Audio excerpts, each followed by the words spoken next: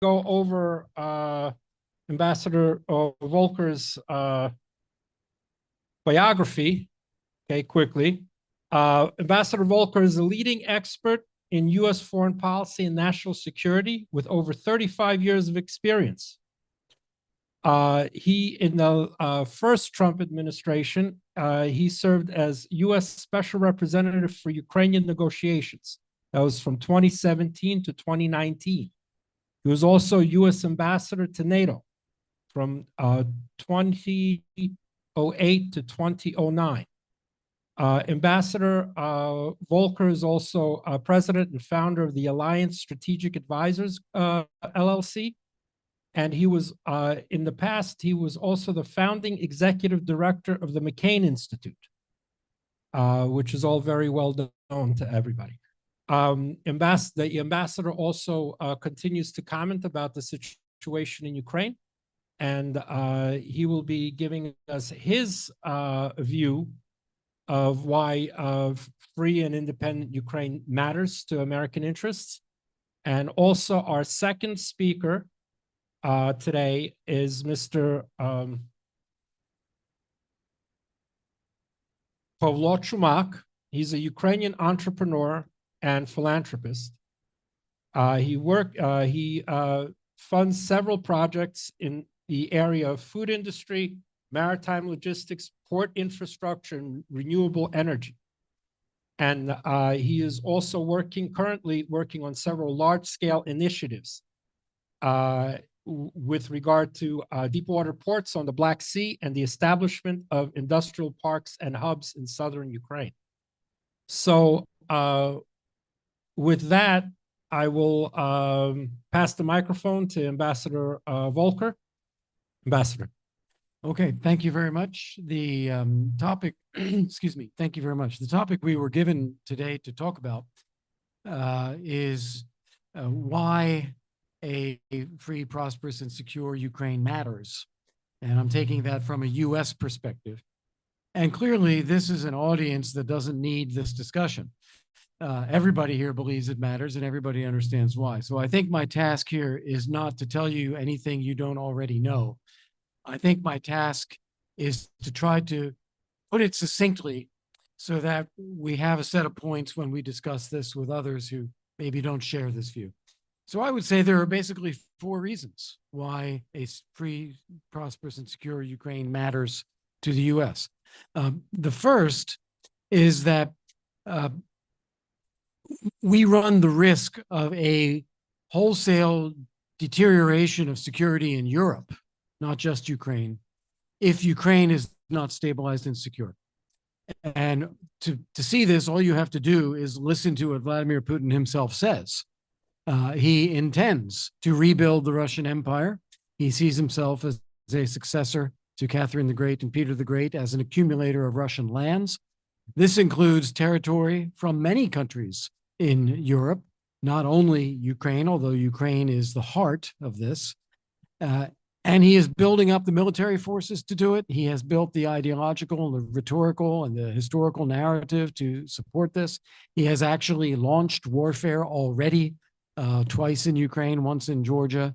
He has made threats to others. He engages in hybrid attacks against NATO countries every day. So we have to recognize that this war is coming to all of Europe, to our allies, and ultimately to the United States, unless Ukraine is secure. So that's number one. Number two is the opposite of that. Ukraine is a large, vibrant, well-populated, highly ingenious and capable country with a large military and capable military in the heart of Europe. And if Ukraine is able to be a part of NATO, this will strengthen European security. This is not a risk for NATO. This is a boost to European security. The third reason is the impact on everybody else in the world.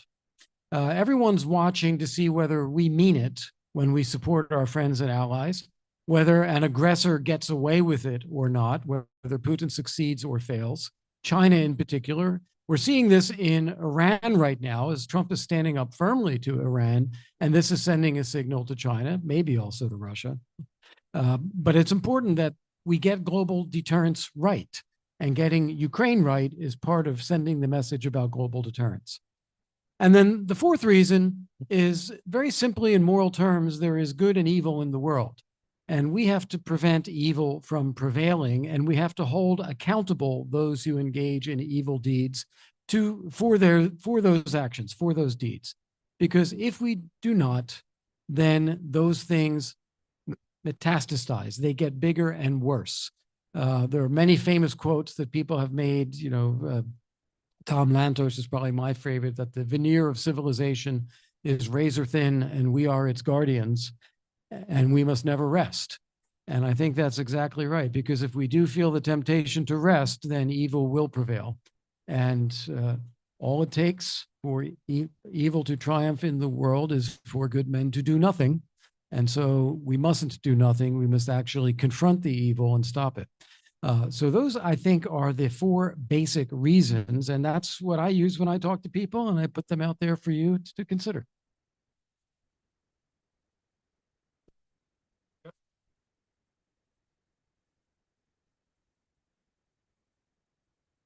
Thank you very much, Ambassador. And before we come to our next speaker, maybe there are questions from the audience to Ambassador Volker. Yes, we have the microphone. Okay.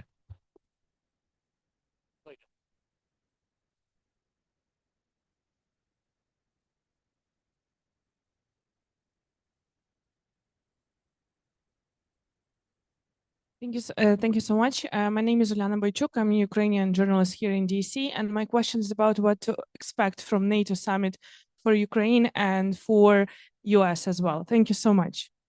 Easy question. Not much. There will be a ceremonial dinner on the eve of the NATO summit to which President Zelensky is invited, and he'll have a chance to mingle with all the other NATO leaders there. There will be a NAC meeting the following day, NATO only, so Zelensky will not be there. The focus of this NATO summit is getting European allies to commit to 5% of GDP spent on defense, very much an inward focus of NATO in this, well, in the sense that it's about NATO itself, not about NATO Ukraine. There will be opportunities for President Zelensky to have meetings on the margins, and an important one is scheduled with European leaders, including von der Leyen, Rutte, and Costa. There will be some other opportunities as well. As for content, I think, and I'm saying this on the record, I guess, here too. So let me just say this clearly. There is a very big difference between the European NATO members' perceptions of Ukraine's relevance to the alliance and the US government's perception of Ukraine's relevance to the alliance. Europeans believe what I just said, the first 2 points here, that Ukraine is absolutely essential to their security, both in preventing the negative and reinforcing the positive, those 2 points that I made. The Europeans see that, and it is essential for them that Ukraine be a sovereign, secure, prosperous country in Europe. And it is, in their minds, vital to their security as NATO allies.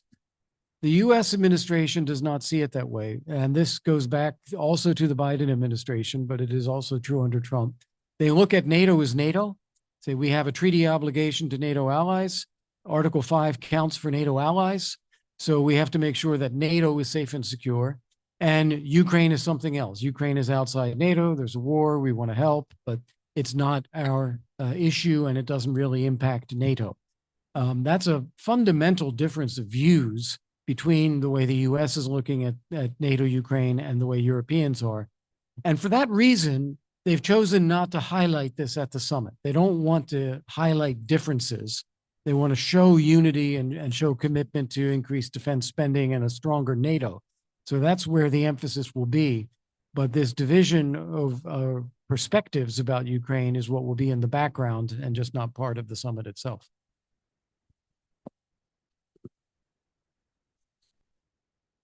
Next question. Okay, if there aren't any questions, I will ask a question. Okay. Okay, there is. Yes, please. I'll ask my question later. Okay, Mark Thomas from LaSalle. Is there a way to secure Ukraine without threatening Russia? Well, to answer that question, you have to understand that Putin and Russia are not the same thing. So that Putin will never accept a sovereign, secure, prosperous Ukraine. He does not believe in the idea of that there is a Ukraine. He believes it's all part of Russia. So in the sense of a secure Ukraine, that's not a threat to Russia. If we mean Putin, Putin will always see that as a threat because his ideology is completely the opposite. As whether a secure, sovereign, prosperous Ukraine is a threat to Russia in general, Russia, of course what do not. you mean? It is not a threat to Russia. It is actually the best neighbor that Russia could have, maybe after Norway yeah, Norway probably is one that stands out. Maybe Sweden, but they don't have a border. So a sovereign, prosperous, secure, democratic Ukraine is good for Russia.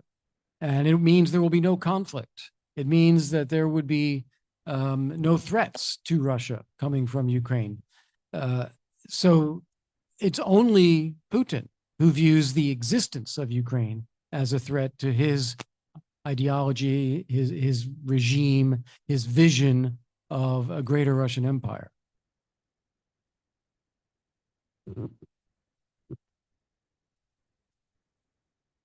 Okay, any other questions? Okay, so one more question from the moderator. I'll take the privilege here.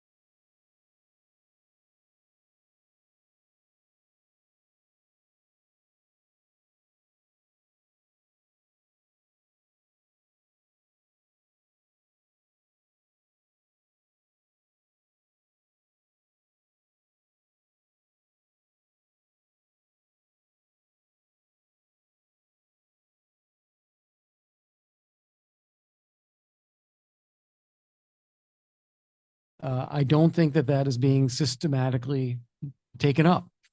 I may as well share with you a little graph that I did for a talk not long ago.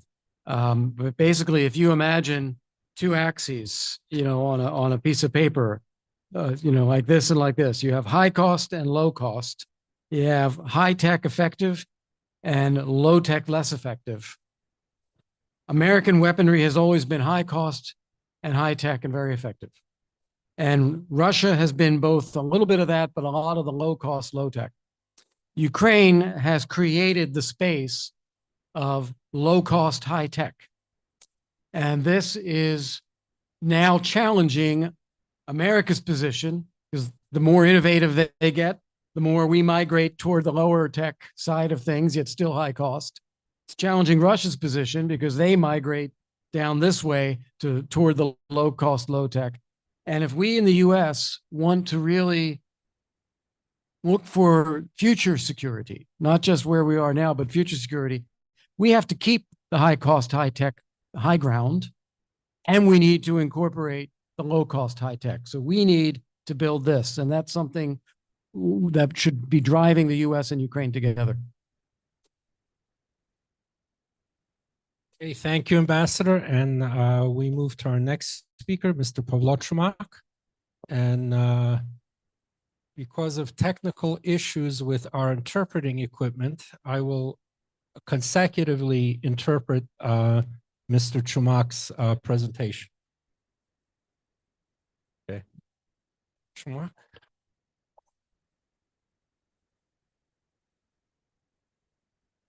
Дякую.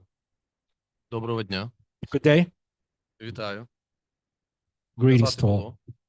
Я представляю український бізнес. I'm representing Ukrainian business.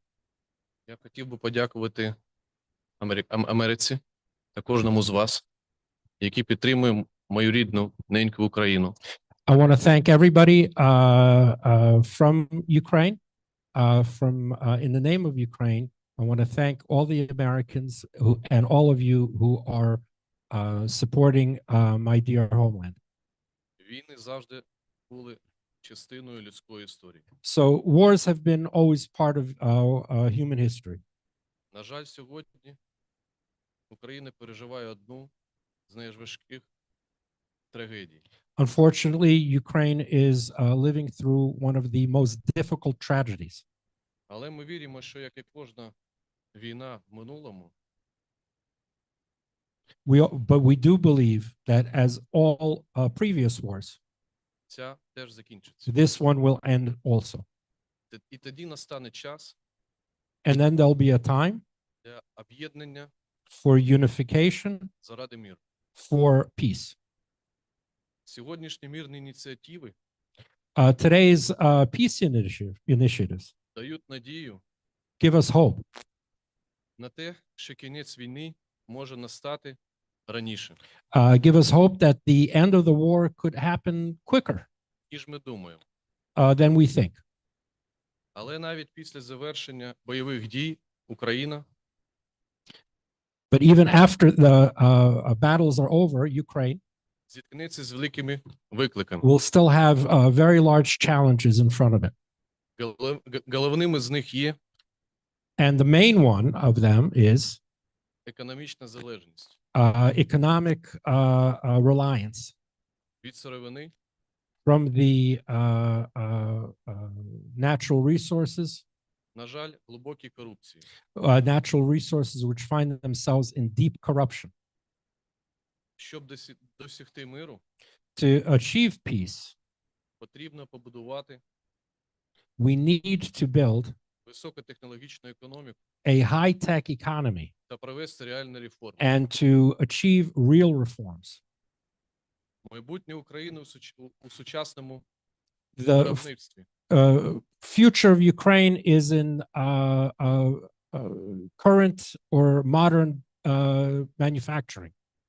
Ми повинні розвивати власну підприємність, We need to develop our own manufacturing, продовжувати нові технології, continue working with new technology, зменшувати імпорт, decrease import, створювати спеціальні економічні зони create special economic zones, та використовувати штучний інтелект. and to use artificial intellect for this.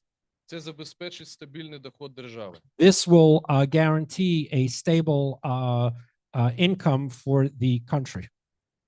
У цьому є велика роль Америці, And here is a very important role for the United States, особливо в машинобудуванні. especially in machine building. Україна може стати майданчиком для виробництва американської техніки. Ukraine can become a platform for the manufacturing of American technology. Наше географічне положення Our Resources. geographic position, і ресурси our resources. це перевага для великих інфраструктурних проєктів. This gives us an advantage for large infrastructure projects. Наприклад, For example, ще до війни Україна почала купувати американські локомотиви So before the war, Ukraine was buying American locomotives з планом створювання виробництва у себе. with the plan of creating manufacturing in Ukraine of these Ці locomotives. плани треба поновлювати. These plans need to be renewed. Ми також маємо потенціал у виробництві електромобілів. We also have the potential of manufacturing electrical cars. Tesla, General Motors Tesla or GM може створювати машини для Can- всієї Європи. can create automobiles for all of Europe. Ще один ключ – це стратегічні ресурси. Another key is strategic resources. Вона має великі запаси It has huge reserves рідкоземельних металів, of critical materials, потрібні для електроніки, which are needed for electronics, мобільної промисловості. The automobile industry. Їхнє освоєння дасть розвиток технологій, Using them will give the ability to develop technology зменшить залежність від and to cut down on the reliance on other countries. велике значення має енергетика. A very important role is energy. Україна має великий досвід у ядерній енергетиці Ukraine has huge experience in nuclear і energy вже перейшла на американське паливо. and has already converted to American nuclear fuel. Наразі ми будуємо нові At the moment, енергоблоки we're building new reactors з компанією Westinghouse. together with the Westinghouse company. Також було створено спільне підприємство Also, we've created joint ventures для виробництва нових реакторів. for the manufacturing of new modal reactors. Це може зробити Україну This can make Ukraine лідером в енергетиці не тільки у Європі, але й в Євразії. the leader of energy, not only in Europe, but in all of Eurasia. Приватний сектор також робить. The private sector is also working. Наприклад, кластер Березань порт For example, the cluster Berezan port, на Чорному морі which is on the Black Sea, об'єднає великий порт, unites a large port, підприємство, manufacturing, нафтопереробку oil refinery, та дата-центр. and a data center. Це дасть новий дім This will give a new house для індустрії, for industry, зруйнованої на сході. which has been destroyed in the east of Ukraine. Цей проект також стане платформою This project will also become a platform для провадження for the implementation американських модульних реакторів. of American modular reactors, Співпраця США working together with the United States в виробництві палив, in the manufacturing of fuel, reactor fuel, будівництва АЕС, the building of atomic power plants, та розвитку портів and the development of ports є критично важлива is critically important для індустріального, for an industrial breakthrough. але без глибоких реформ But without deep reforms, нічого не буде. nothing will happen. Незважаючи на створення антикорупційних органів, Even though there are anti-corruption agencies, реального прогресу більше нема. a real progress hasn't been seen. Україні потрібні не космічні зміни, Ukraine doesn't need cosmetic а реальні changes, дії. but real action. Спрощення податків, The simplification of the tax code, дерегуляція, deregulation, ліквідація причин корупції. liquidating the roots of corruption. На жаль, це Unfortunately, this is not happening. ми маємо перейти We have to go over to на нову модель розвитку України. on a new model of development of the country. Низькі податки, Low taxes, прості правила, simple regulation, відкритість для інвесторів. openness to investors. Це допоможе повернути мільйони українців This will help us bring back millions of Ukrainians і залучити and to get and to include them усього світу. in business of the whole world. Відновлення буде важким, Renewal, recovery will be difficult, Але це наш шанс змінити країну, This is a chance to change the country, зробити її успішною. to make it successful. США можуть The United States can відіграти, play a crucial role вирішити in all of this, у встановленні справедливого і тривалого миру. in the creation of a just and lasting peace. Саме тому ми оголосили про створення Unity Club. That's why we announced the creation of the Unity Club. Президент Роман Пападюк. And the president is Mr. Roman Papadyuk, Ambassador Roman Papadyuk. Це спільнота міжнародних лідерів, This is a group of international leaders які хочуть допомогти країні. which want to help Ukraine. Цей клуб буде працювати This club will work on над залученням інвестицій, bringing in investments, розвитком бізнесу з усіх країн. the development of business in all countries. Разом ми збудуємо нову Україну. And together we'll build a new Ukraine, Мирну, a peaceful, демократичну democratic, і процвітаючу. and prosperous Ukraine. Дякую за увагу. Thank you for your attention.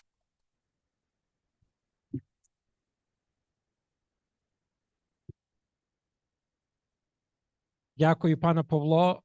Я візьму привілей як ведучий. Я вам заду перше питання. As the moderator, I'll ask the first question. Okay.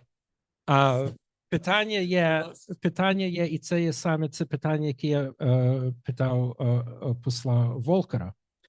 Саме в технології, особливо воєнної технології і роботизація, Сполучені Штати відстає.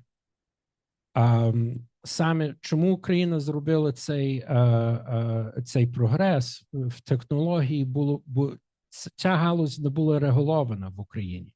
Був безпосередній зв'язок між військовими і виробниками. Як ваш клуб може допомогти Сполучених Штатів зробити прогрес саме в тій галузі високої технології, але дешевого озброєння? So my question is, how can the Unity Club, this is going off of the question I asked Ambassador Volker, how can the Unity Club help the United States catch up in the robotic technology? The reason Ukraine went further than anybody else did is because this section of the economy in Ukraine was not regulated. So the manufacturers had direct contact with the military, and that's how they're able to do this leap forward. So how can Ukraine be the example for the United States, and how can Ukraine help the United States catch up with China and Russia in this area? Дякую. Перш за все, це люди. First of all, it's people. І це саме головне And this is the most important thing, у тому, що Україна змогла це зробити. that Ukraine was able to do this. Unity Club – це клуб миру. The Unity Club is a club for peace, І нам треба всім думати про мир. and all of us have to think about peace, And only about peace. and not only about peace. Thank you. Дякую, thank you.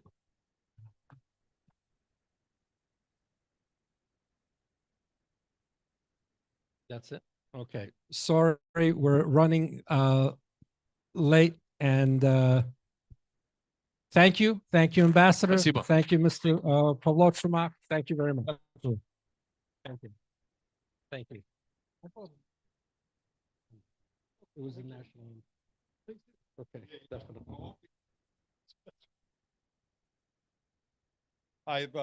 As I promised, we're getting a 5-minute break. Please get back because we got 2 more wonderful panels, just as strong as everything else we've done. 5-minute break. There's some coffee, and then come back real quick. Okay, we have 2 more panels.